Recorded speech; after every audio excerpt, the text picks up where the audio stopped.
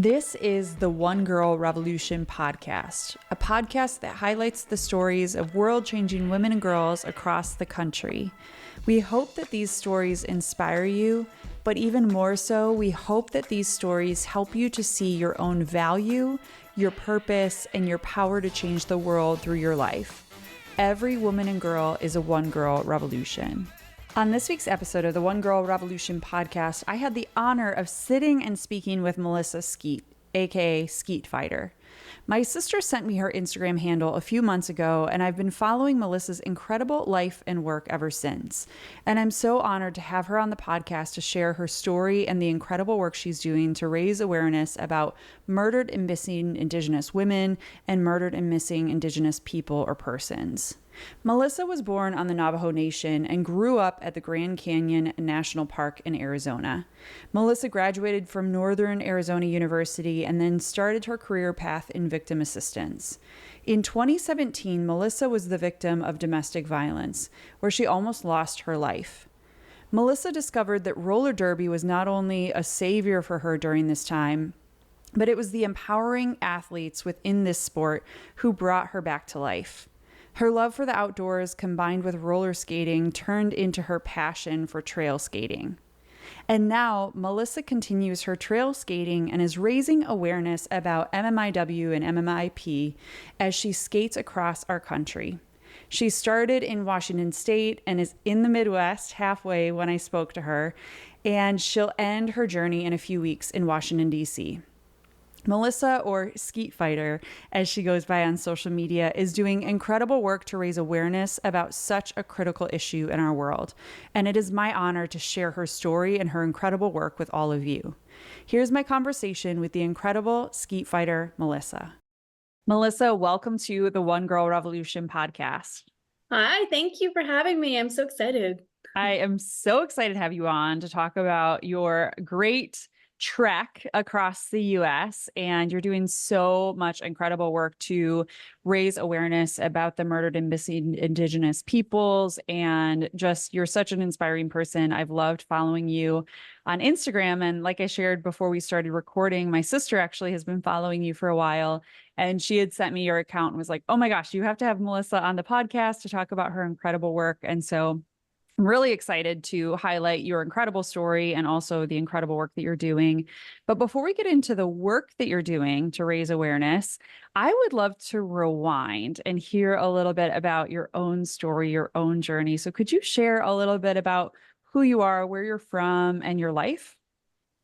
Yeah. So, well, thank you. And thank you to your sister. Shout out to your sister for, acknowledging our work because it's not easy. So I'm Melissa Skeet, also known as SkeetFighter. I actually, that name I'll kind of put it in my lifeline of, like a summary of where that name came from. So I'm originally from Arizona. I grew up at the Grand Canyon National Park in Arizona, the northern part of it, and grew up around the Navajo Nation or within the Navajo Nation. And my family, mom's side is from Cameron, Arizona. My dad's side is from Gallup, New Mexico. And just, wanted to stem away from Arizona for a bit and kind of go and venture out on my own. But before I did that, I actually joined, why should I say competed, tried out for the high altitude roller derby team. So shout out to them in Flagstaff, Arizona, which is where I got my undergrad or did my undergrad in social behavioral sciences, which is fancy words for criminal justice and criminology. And then had a minor in, or studied and had a minor in psychology. So I fell in love with it. And then that kind of led into my next career, or my first career, should I say, and my main career, which is victim assistance. So professionally, I've been working in victim assistance for a long time as a victim advocate, working with victims of crime from like domestic violence, sexual violence, to human trafficking, sex trafficking, all of the bad crimes. So I after roller derby, starting out in roller derby in Flagstaff, Arizona, I kind of just moved up north. Actually played with a team in Jackson Hole, Wyoming, the Jackson Hole Juggernaut. So shout out to them. And yeah, that area Jackson Hole's right next to the national park called Grand Tetons, and they have one of the best trails there. And I decided to put on my roller skates, get outside on the outdoors, put on my headphones with my favorite jams, and skate. Skate with the outdoors, with wildlife, and with the mountains. And I just fell in love with it. Fell in love with it, and that led to skating long distances. But I didn't know about skating long distances until I met Daisy Purdy, and she actually was my peer advisor back in college, and she's the reason I graduated college. And she actually was in the high altitude roller derby team. She competed as I think a jammer and a blocker, but I saw her on the news one day, and she was roller skating like over about 2,000 miles across the nation herself to raise awareness for a different Indigenous cause. And I thought to myself when I saw that, I was like, I want to do that. I really want to do that. It's crazy, but I want to do it. So I went home to now my fiance, and I said, hey, do you want to skate this many miles to raise awareness? And he's like, let's do it. Just came up to me and high-fived me and said, let's do it. So skating 192 miles went from that to skating across the country for MMIP. Yeah.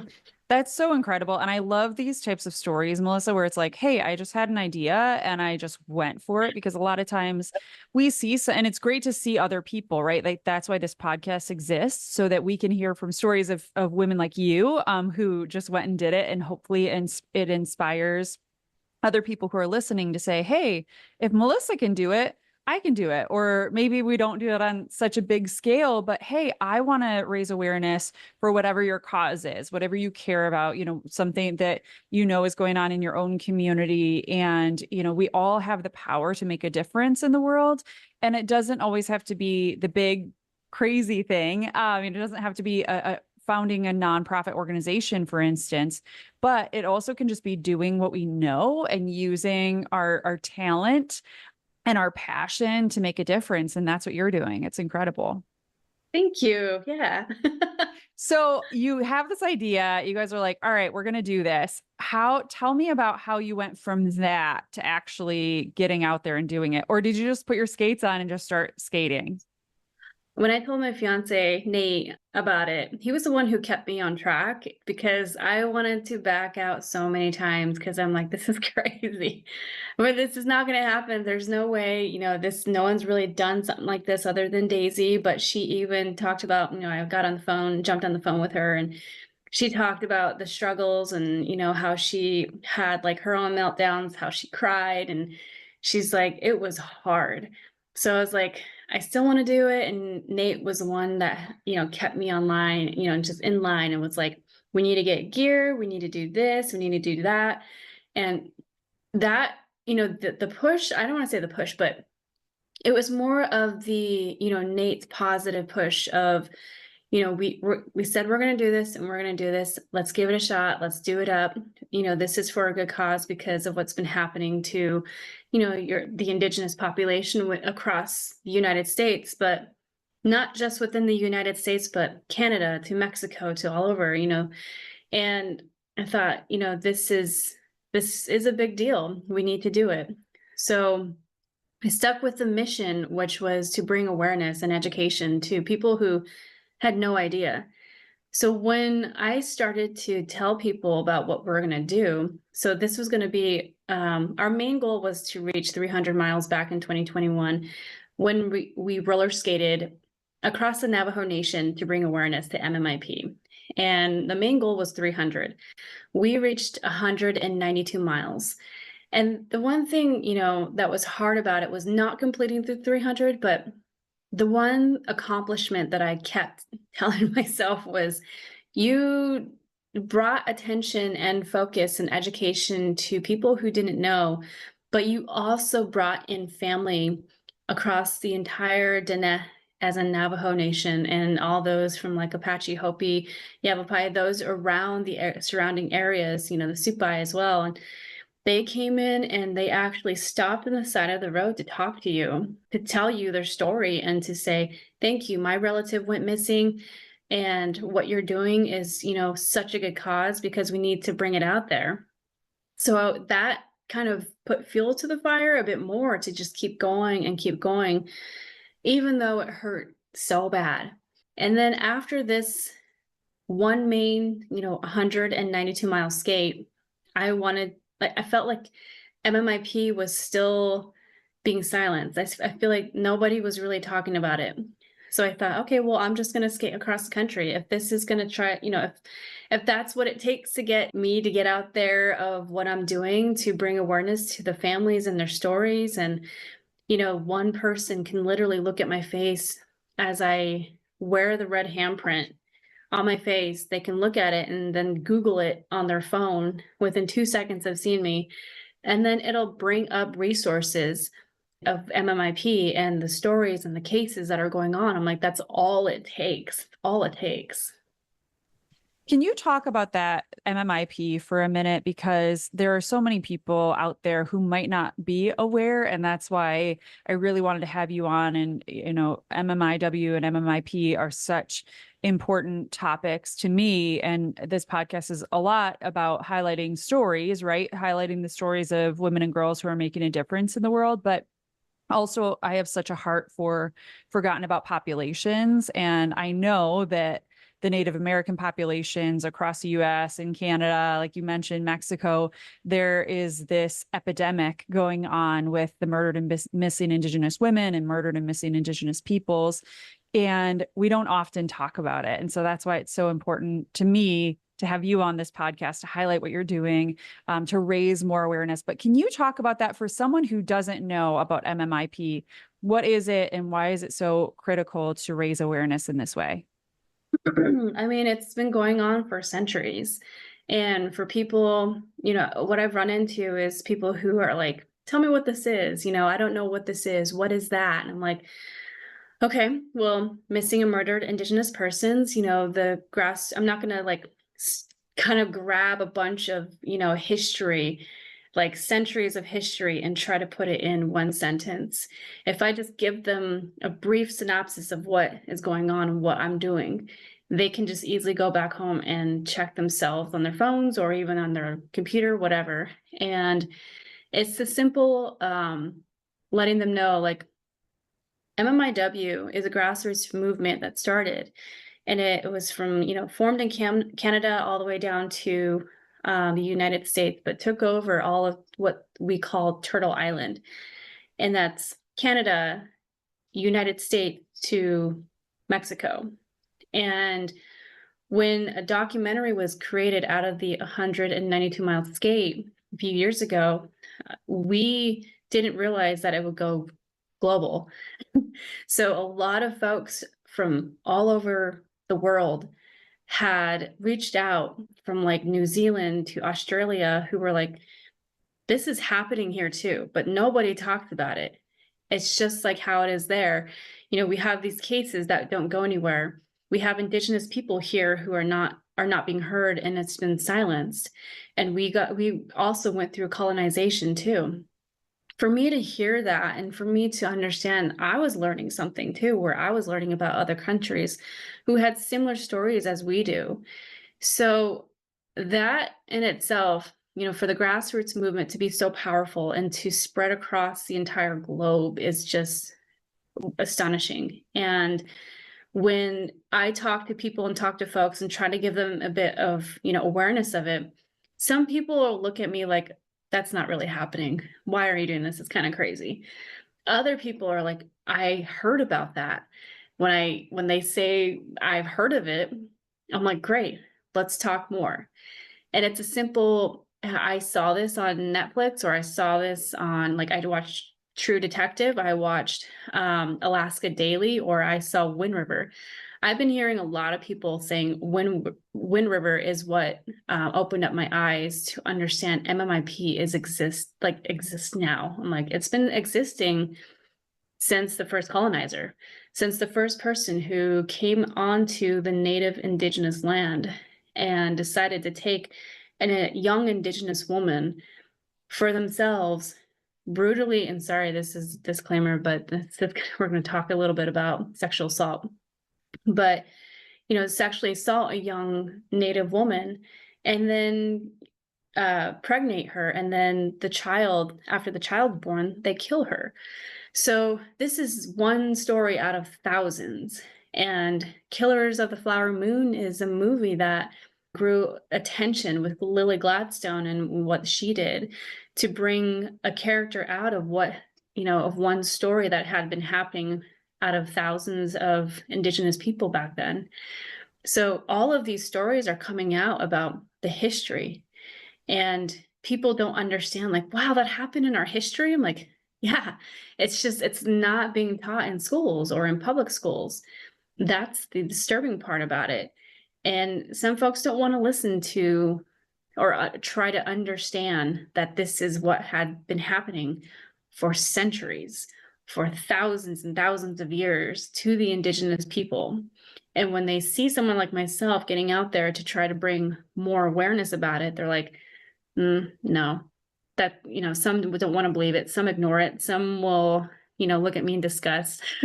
Some will just be like, make fun of me or make stupid jokes, or, I'm kind of like, whatever, I'm just going to keep doing it. But I know you who's making fun of me will look on your phone and understand what this means.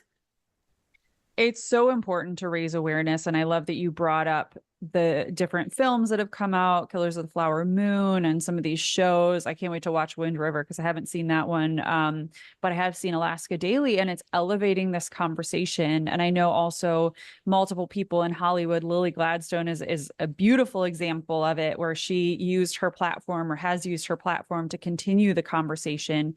And it's just so important. And because it's also so sad, Melissa, that this is such an epidemic in our world, and we don't hear about it in the media, in the mainstream media. It's rarely ever covered. And, even locally, and I love Alaska Daily because it's so good, just showing like the local news stations and how somebody gets, one reporter kind of catches wind to MMIW and MMIP and wants to do something, and we all can do something. And it's so sad that you're getting negative feedback from people when you're just trying to make a difference. And, it just is sad. It's like, if any of us take a stand for something, there are always going to be people that attack us. But I always think that means that you're doing something good and raising awareness. And you never know, that one person might mock you to your face, but you never know how your witness, your example, might impact them down the road. And unfortunately, it's so prevalent in our world that I think if we take a moment to pay attention and look around where we live, and it's not everywhere, but where we live, these cases are happening in our own communities. And so you can laugh at what you're doing, or, people can mock you, but it's like, look around, like pay attention to what's going on in your own community. And we all have a responsibility in these situations to take a stand and speak up. And so I just think you're such a great example of that. Thank you. That means a lot. Follow us on Facebook, Twitter, and Instagram at One Girl Revo. That's the number one girl, REVO. We're on TikTok at One Girl Revolution, and please subscribe to our YouTube channel at One Girl Revolution. That's the number One Girl Revolution. You can find all of our social media links, previous podcast episodes, our Emmy-nominated documentary series, and more on our website at onegirlrevolution.com. That's the number onegirlrevolution.com. No, it's hard. And that's why I love seeing like people in Hollywood and, even Hilary Swank taking up Alaska Daily, signing up to be a part of that. I have so much respect for her. And just individuals who in Hollywood who are like, hey, we're going to make people pay attention to this cause. And that's really what you're doing through this incredible skate. And, I think you never know what one little thing, like you said before, you never know what one conversation could really impact people or open someone's eyes, or even solve some of these cases too, right? Like with social media. And that's what I love so much about social media, and even on some crime shows, but I've even seen some cases of MMIW be solved through the network of social media. And so we can also share things, I hope that everybody will talk about it later, like how people can get involved in the work that you're doing. But I always say on this podcast, the free and easy way for us to support any cause like yours is just to follow you on social media and share about it. but also that elevates the cause of MMIW and MMIP. So we have a responsibility. Once you know about it, you have a responsibility to speak up. And so I think that your example and having you on the podcast that's my hope, is that people will want to get involved and continue the efforts to raise awareness. So Melissa, you were talking about 2021 and how, you started, you had 192 miles. This year, I know you've grown and evolved, and you have such a big task, such a large task. This year, you're going from Washington State all the way to Washington, D.C., which is amazing to me. Talk about that. Like, talk about this year, maybe like the evolution, how you went from 2021 to here, and how's the skate going? The evolution, my gosh, yeah. It was after 2021, we did the 192-mile skate. It just, I feel like it wasn't enough. And I felt like it was just not being voiced enough. And so Brute they're the ones who captured, everything that happened on the 192-mile skate. And they do a lot of other short film type of documentaries. And I saw one other film that they completed after we did our skate. And it had to do with something that I thought was bonkers. And even though they're getting those individual stories out, it just wasn't something that I feel more important to talk about given MMIP. MMIP got less views than this other film documentary. And I kind of thought, like, this is really sad. Like, the more I started to research about this, other podcast interviews talking about cases across the country, or within my field, my professional field, talking to other victim advocates and victim specialists about cases that are just, being unheard, or, they're just falling through the cracks, or they are turning into cold cases. I'm like, this is just crazy and nuts to me that nothing's really been being done. We're kind of just still in the standstill, and it's not moving forward to help these cases out. So that's when I decided, like, do I got to do another skate? And one day I just thought, okay, I'm going to roller skate across the country and see what happens, and see if I can bring more awareness to this and more talk about it. And I pitched the information to my fiance, Nate, and, he didn't have the same reaction as, we did the first go around, because it's going to be, like 2-3 months of just roller skating. And he's like, okay, let's do it. Let's do it. Just kind of that, oh my God, kind of attitude. And that, it was like a 2-year process of planning. And no matter, folks coming to us, like family members or friends that are like, hey, let's go do this event next year. Let's go do something together. I have to block off that 2024's entire summer. And I'm like, I'm sorry, we can't, do this event with you guys, or we can't do such and such, planning, because we got a tour to do. So we realized that this tour wasn't going to be like the one from before. And people were asking, so are you just skating the entire way through? And I'm like, we tried that on the 192-mile skate, the 192-mile skate, and it was extremely hard. And because the terrain is rough, we run into the bumpiest roads or the bumpiest trails, and it's just a nightmare. You literally will not get any mileage or any distance with such crap type of terrain. And I remember at one point in time on the 192-mile skate, I roller skated this really bumpy road, and for about 22 miles straight. And it took a long time to do the 22 miles. And I remember my vision was just so out of whack for like an hour or so. I did not get my vision back for about an hour, because I had like I don't know what you would call it. Someone probably might say what it is, but it was so much vibration from, the type of terrain, that it vibrated my entire body and my eyes, that afterwards, like, my eyes were just shaking for like an hour straight. So it felt like I was really dizzy. I had vertigo for a bit. I'm like, this is not good. So that we told ourselves we're not going to do it that way. So we called it a tour because we're going to be visiting different areas along the way. And within these areas, if skaters want to come out, great. But sometimes it's, you know, given how far we are right now, that some skaters haven't been able to come out along the way because it's always last minute. And some folks are having a hard time, like, how come you don't have a straight, strict schedule so people can join you, or people can meet up with you from, you know, different areas, like you know, just have a meeting with you or something and talk to you. I'm like, well, here's the thing. MMIP is not like any other awareness. For example, if this was like raising awareness for breast cancer, people are very, very, you know, they'll come out and help and support. Great.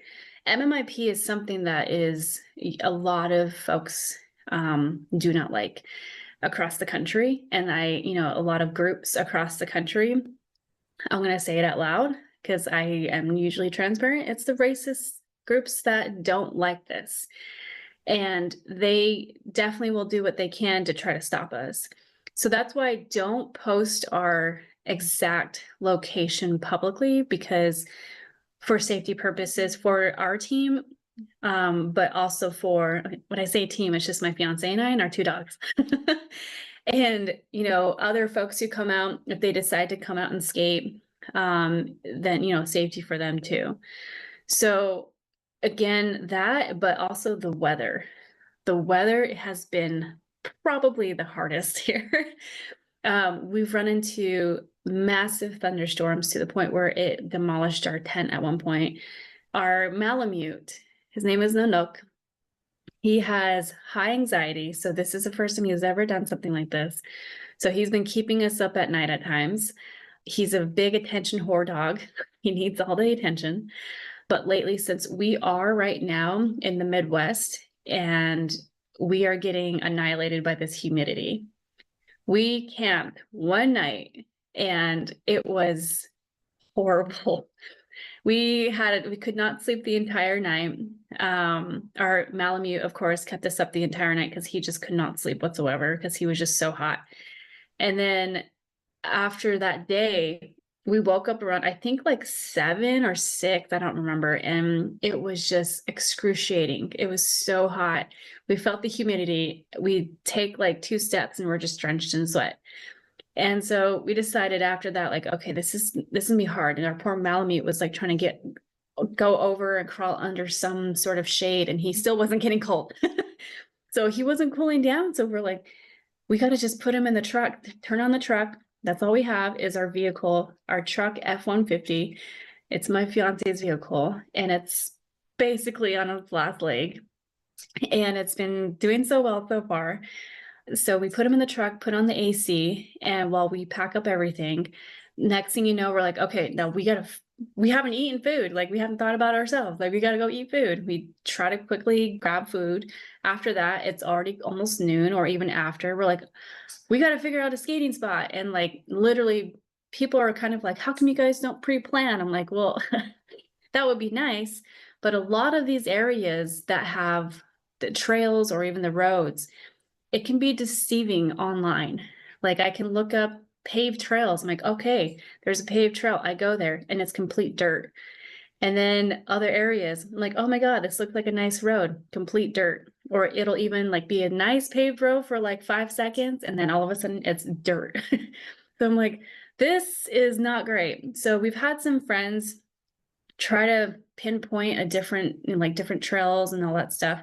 Even those trails that they've given us, they're like, hey, try this one. We tried it and it's just crap. It's, you know, nothing against them. It's just like, it'll be a nice trail for like 5 seconds and it turns into dirt or something terrible. So it's a lot of challenges. It's a lot of work because we are literally on the go, go, go.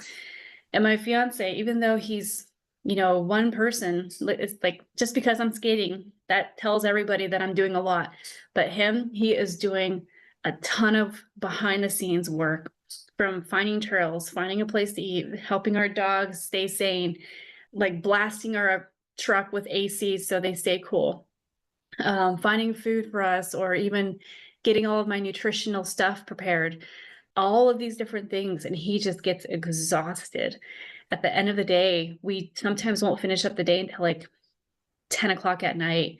And we still don't have a campsite set, because some of these campsites along the way, the closer we get to the East Coast, the more that all of the campsites are just full. So we're like, okay, is there any host or anything? Like no host or anything. And then we're like, Airbnb, that's like our last option. And so some people were like, hey, we'll just treat you up to an Airbnb. No, just get your dog some AC. We're like, okay. So it's just how it's going right now. It's really, really challenging to the max. It's so difficult. And I'm glad that you talked about all of those different facets, because people don't think about that, right? Like they follow you on Instagram, or maybe they've seen your documentary and they're like, oh, look at, like, this is so fun. And you're like, no, it is such a huge sacrifice, and a sacrifice for both of you. And like even bringing your dogs along and like making sure that they're taken care of. And yeah, people don't realize that these treks across the US, it just can be, there's so many facets to it. And especially here, you're skating, like trying to find the right routes. And it's great that now we have Google Maps and things, but even that isn't reliable. And then, talking about how you can't publish, it's so heartbreaking to me that you can't publish your full schedule, because I think that there are probably people out there that would be like, hey, come stay with me. But these are all, it's a journey, right, Melissa, where it's like, all right, we've evolved into this and it's really hard. And you're right in the thick of it right now. It's one of my friends would always say, you're sitting in the suck, like when things are really hard. And it's like a couple weeks from now, when you're getting closer to the end, you're going to be like, oh my gosh, like that was so amazing. And I hope that also in these like really difficult moments right now, that you get some people, you encounter different people that are like, hey, I love what you're doing. Or, hey, I never thought about this. It opens their eyes to the work that you're doing and the importance of talking about MMIP. So I'd love to hear that. Like, is there a story or two of someone this summer that you've encountered? It could be anytime also, because I know you had the trek in 2021, but is there somebody that you encountered that you were like, yes, this is the reason why we do what we do, why we're making all of these sacrifices and you're giving up your time and your summer. So many other people are like out on their vacations, and you guys are trekking across the country to raise awareness for such an important cause. That's a really good question. And the answer that I have actually is, what keeps us motivated is the families affected by MMIP. I don't have one person, but it's the families affected by it, and those who have lost a loved one, or those who have, never seen, one day they saw them, and then the next day they're completely gone, and they've been gone for years. So I met one mom. Her name is Carissa, and she has a daughter named Micah. This was in Missoula, and we were able to, so Patagonia has been helping us out along the way, and they put up an event for us. And so Carissa heard of it, and she just gave me this big, huge bear hug and was like, thank you for what you're doing. And that in itself touched me. And that is what motivates not just me, but our, I'm going to say entire team, including our dogs, but, my fiance and I. And it's families like that is why I'm doing this. And, Chris has been fighting so hard for her daughter, because her daughter right now is fighting, she's fighting for her daughter to get justice, even though her daughter was killed in a hit and run. And the authorities only focused on the child endangerment portion of it, where the driver's non-native. She had her 2 kids in the back seat. She ran over an Indigenous young woman and then took off. And so the authorities only focused on the child endangerment portion of that. And they completely just ignored Micah, the young Indigenous woman who was killed. So the mom had to fight, and be that person that I've heard personally from attorneys and even law enforcement say, oh my gosh, this person again. Oh my gosh, this person again is calling and blowing up my phone. And this person is the one who's fighting for her own daughter, and not only her daughter, but raising awareness for MMIP, because this is one case out of thousands and thousands that are going untold or unheard and are not being given, or are just being silenced, and there's no voice for it. So it's the families in itself. The families keep me going. And the one thing about this too, I lost my job during this tour. And that was probably the hardest punch in the gut. But the one hardest thing too, it's kind of, interesting to say, but that actually pushed me even more. So it was the individuals within that office is why I'm also doing this too, and who is pushing me, not in a positive manner, but in a manner where I'm like, you know what? F you guys, this is what I'm going to do. So it's because those individuals within the office, they are representing MMIP, and they are non-native. They are definitely using the grassroots movement of MMIP for their own personal gain. And that's what I'm seeing.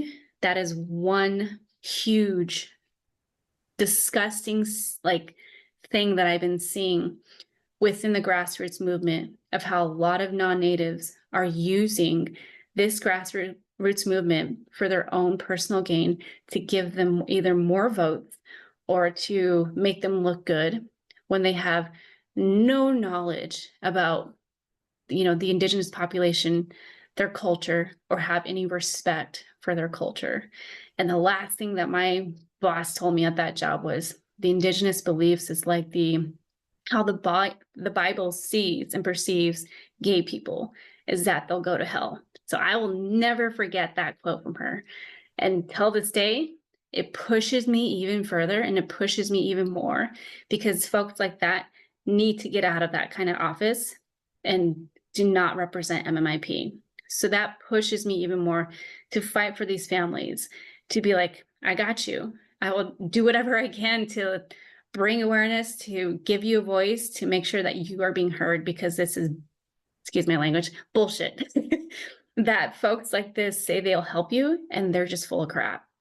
So in itself, I've studied up not just cases within Washington State, but within Montana, within Arizona, within New Mexico, areas that have so many different cases, even Wyoming, and it's just all over. And the people that kind of keep me going too is even the supporters.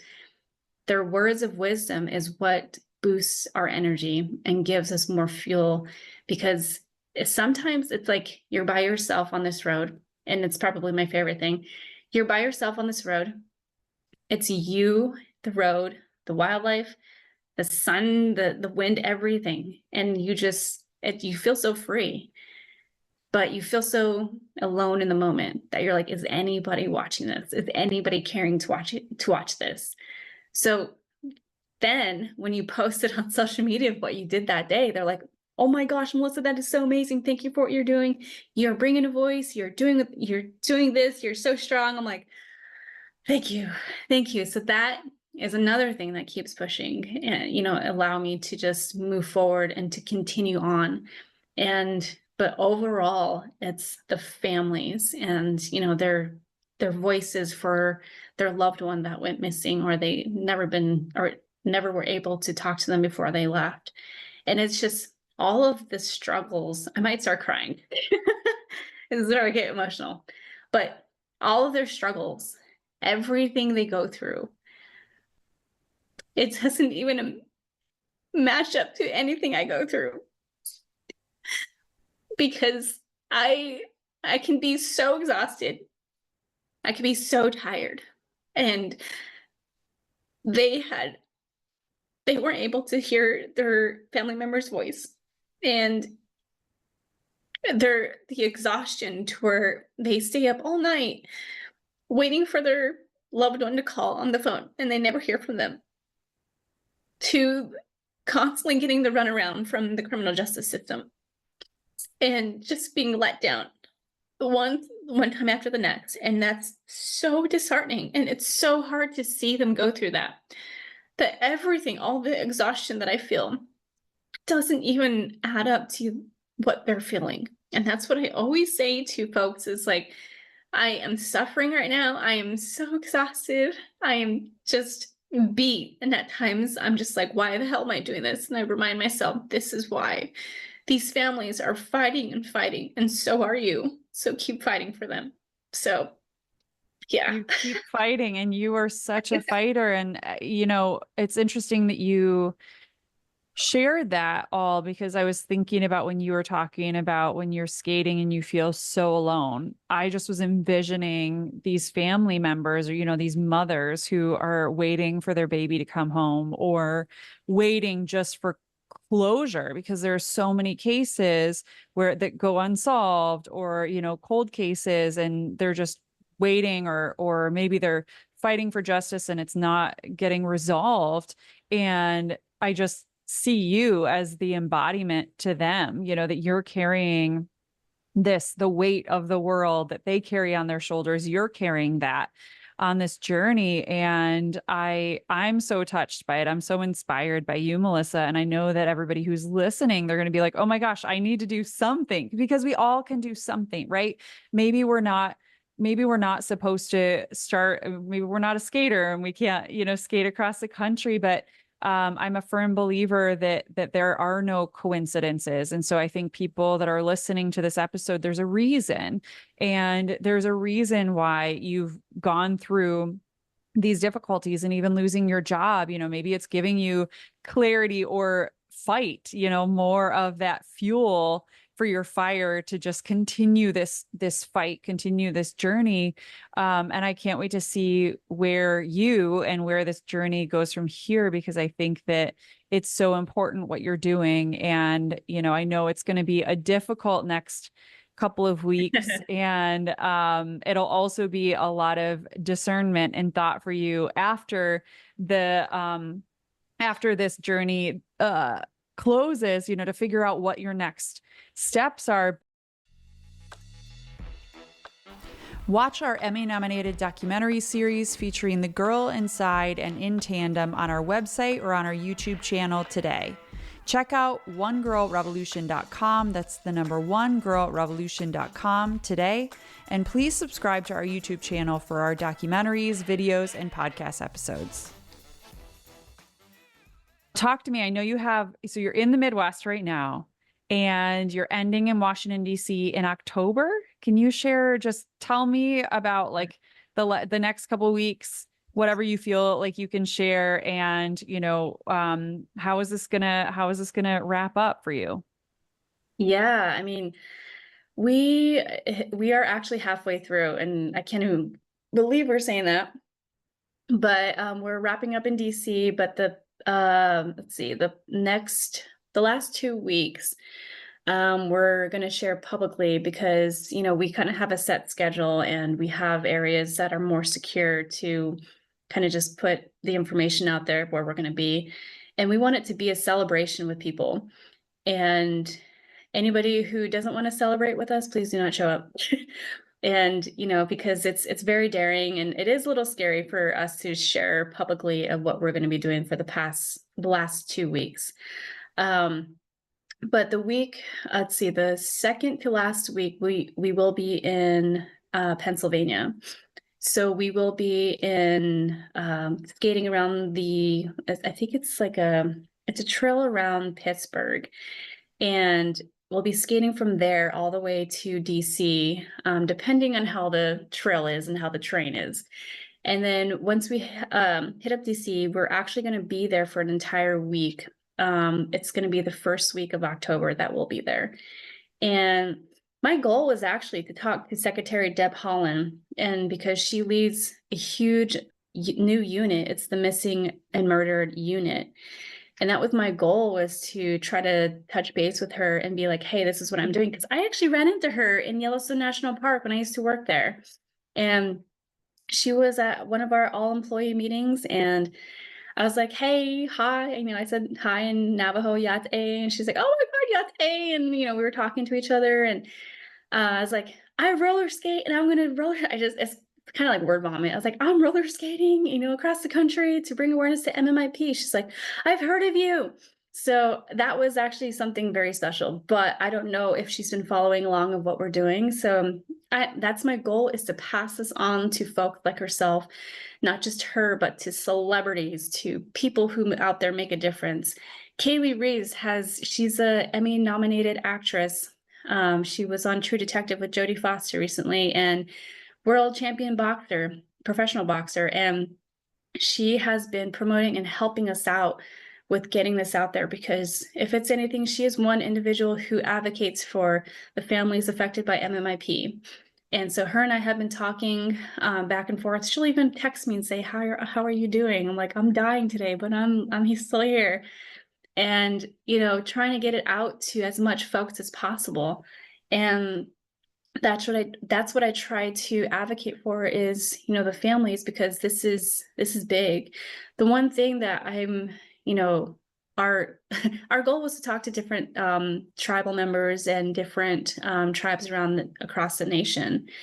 But it has been so hard because our schedule keeps shifting back and forth, and we're like, okay, we got to try to do something in Pennsylvania and in DC, or even anywhere before that, to just talk to folks and anybody about what we're doing. But overall, in general, I mean, this didn't start just because, I'm a roller skater, but this started too because I was a domestic violence victim and I'm a survivor, and I almost became a stat of MMIP. So that's where I want to bring awareness, is that this is why I'm doing it on roller skating, is to promote health, wellness, and healing, because roller derby is what saved me. It was roller skating and trail skating that saved me, and that turned into something bigger. So that's where I just promote the heck out of it. And some people, even yesterday when we were in Chicago, Illinois, I think it was like 2 days ago now, their date, we don't even know what date it is. But one person laughed in my face, and mid-sentence, when I'm trying to explain what we're doing, he just walked away still laughing. And I'm like, okay, all right. So I know we're going to come across people like that. Do I know if he's going to go and search what I was talking about? Maybe. But overall, I hope that one day people will be like, I'm sorry for, ignoring you, or we now have this information and we want to help in any capacity. And that's where I have my GoFundMe link. If people want to, follow me on Instagram, please do. I'm at Skeet_fighter. People have been such jerks lately about like, what's up with your name? Skeet, Skeet, Skeet. And I'm like, okay, chill out. So Skeet is actually a very, very special name to me. It's actually my last name, and it stems from a very important family lineage. Is a lineage. And I have, it comes from Navajo code talkers. So, if people want to make fun of that, yeah, not a good idea. But overall, we have our GoFundMe link that helps fund our entire trip. And also any funds that we don't use are going to go straight to Okomi Forensics, which is our Indigenous nonprofit organization that we're working with. And they're based out of Missoula, Montana, and they need to go nationwide and global for the work that they do within assisting these cold cases in the forensic investigation process. And I have been working with Haley Omiso, who is the president, with her husband as well, and they have been doing such amazing work. So we need folks like them to help out on these cases, who are knowledgeable and who are very culturally sensitive and culturally aware of working with the Indigenous population. So so please feel free to follow me on social media. I am on Instagram, Facebook, TikTok, but I do post mostly on my Instagram at Skeet_fighter. I will be sure to put your Instagram and all of your different social media in the show notes, and then also the GoFundMe page. I know you also have an Amazon wish list. I mean, there are so many different ways that people can support your work and get involved. I also want to encourage people that are listening to send you some love via Instagram, because I know the next couple of weeks are going to be really difficult as you near the end. And so I think that just having people give you some love and spread awareness for what you're doing and just give you a shout out. And we will, of course, be following. I can't wait to post all about your schedule in those last 2 weeks. So hopefully some of our listeners can meet up with you. And we have other friends in those areas. So I'll make sure that we post all about that. But Melissa, you are such a beacon of light. And thank you so much for sharing your story. You are a fighter. I think that your Instagram is so fitting for you and for your story. And I appreciate you sharing your story and everything that you're doing. It inspires me. And I know it's inspiring everybody else who's out there listening. And I just want to encourage everybody again to get involved in the work that you're doing and raise awareness in their own communities as well. So they can follow you. I'll also be sure to put the link to the nonprofit that you mentioned. So people, if they want to learn more or they want to get involved in different ways in MMIP, that they can. This is a topic that we've covered on multiple occasions here on the podcast, and we'll continue to do more. So Melissa, before I let you go, I always end this podcast on 2 questions. So I'd like to ask you, you are a one girl revolution. I know you have an amazing fiance and other people that are supporting you. I'm a firm believer that every one girl revolution, we need an army behind us to support us as we step forward. But you are a one girl revolution, and that's why I wanted to have you on this podcast. But who is a one girl revolution in your life? Who is a woman or girl that inspires you? Oh man. Oh gosh.